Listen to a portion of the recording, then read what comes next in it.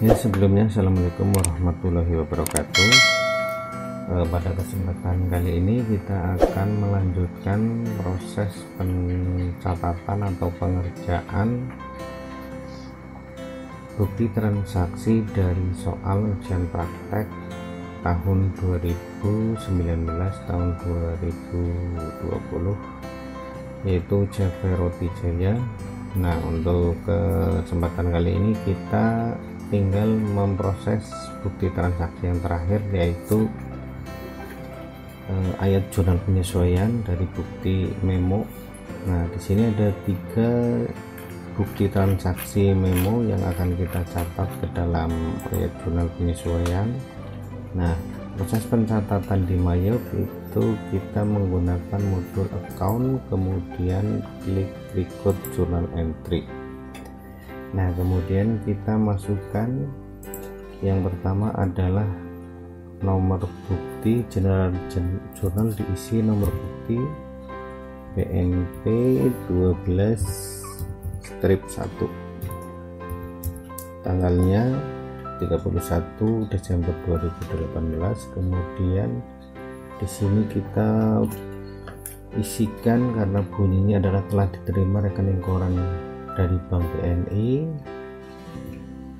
46 Koja tanggal 31 Desember 2018, maka memonya kita bisa isikan atau kopikan rekening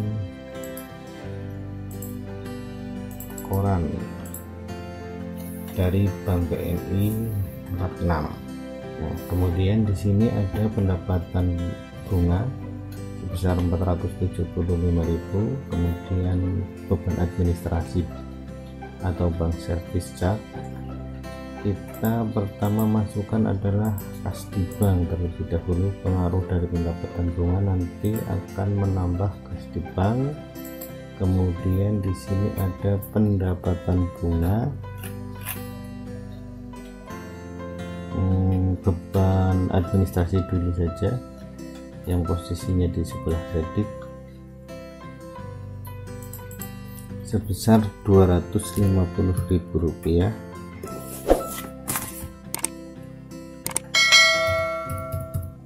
Kemudian pendapatan bunga sebesar Rp475.000.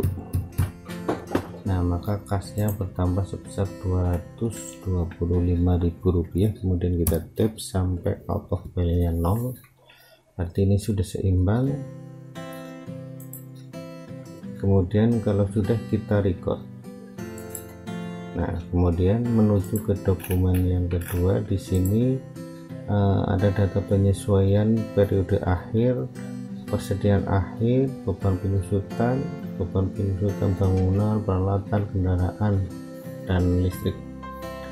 Maka di sini kita bisa mengisikan, pertama nomor buktinya adalah BMP 12/2, tanggalnya sama 31 Desember. Memonya adalah penyesuaian beban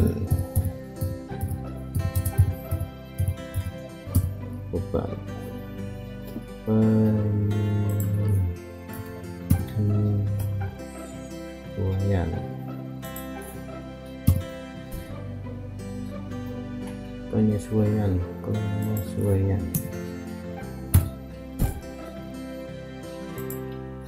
Nah, di sini yang pertama adalah persediaan akhir, perlengkapan pabrik dinilai Rp7.500.000. Nah, maka sebelum kita catat, kita harus melihat data di neraca saldo jumlah dari perlengkapan pabriknya terlebih dahulu. Kita lihat, kita klik report account, kemudian standar balance sheet. Kita lihat dari perlengkapan pabriknya. Perlengkapan pabriknya adalah Rp9.500.000, sedangkan berdasarkan penyesuaian dinilai adalah Rp7.500.000. Maka kita cari selisihnya, antara 9.500.000 dan 7.500.000 adalah 2 juta. Nah, maka yang dicatat di sini adalah 2 juta. Pertama adalah beban perlengkapan. Beban perlengkapannya sebesar 2 juta. Kemudian perlengkapannya di sini berkurang di sebelah kredit, perlengkapan pabriknya sebesar 2 juta. Kemudian menuju ke poin kedua, beban penyusutan peralatan pabrik. Dari perlengkapan sekarang peralatan, maka akun yang pertama di sini adalah beban, karena dibebankan ke BOP, maka beban overhead pabrik atau biaya overhead pabriknya. Kita klik 6, biaya overhead pabrik sejumlah Rp375.000.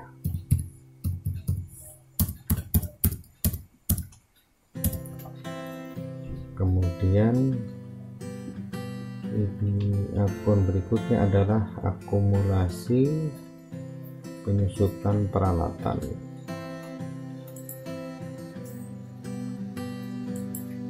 Sebesar sama Rp375.000. Poin yang ketiga di sini beban penyusutan bangunan. Maka kita pilih akunnya adalah beban penyusutan bangunan sebesar Rp541.000.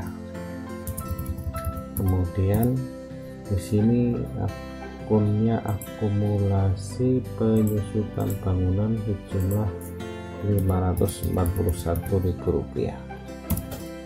Kemudian poin yang keempat adalah beban penyusutan kendaraan. Maka kita pilih beban penyusutan kendaraan sejumlah Rp352.000.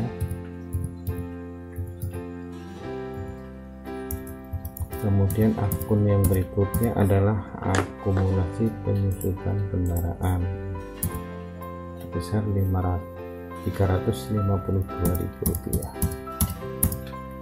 Kemudian yang poin kelima di sini listrik, air dan telepon bulan Desember. Ini tanggalnya salah, atau 2008. Listrik, air dan telepon bulan Desember 2014 akan dibayar pada Januari 2015. Harusnya di sini adalah 2018 akan dibayar tahun 2019. Nah, maka di sini belum dibayar beban listrik bulan Desember. Kalau dibayarnya bulan Januari, maka akan menambahkan hutangnya bertambah. Di sini beban listrik dan teleponnya bertambah sebesar Rp1.250.000. Kemudian hutang biayanya di sini atau hutang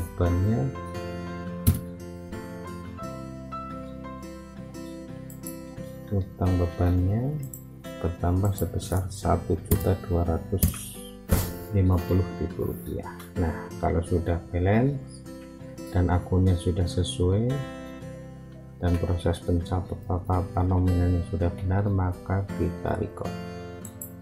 Nah, menuju ke proses bukti yang terakhir di sini, data penyusian periode akhir isi memonya adalah oleh karena pencatatan PPN income dan PPN outcome sesuai dengan faktur pajak, maka kedua akun tersebut akan ditutup, saldonya dipindahkan ke utang PPN. Nah, intinya di sini adalah menutup akun PPN income dan akun PPN outcome. Nah, pencatatannya nanti dipindahkan selisihnya ke utang PPN. Mencatatnya adalah hanya dibalik saldo PPN income, nanti dicatatnya itu karena posisinya di debit income masukan, maka nanti akan dicatat di kredit. Kemudian PPN outcome karena keluaran, saldonya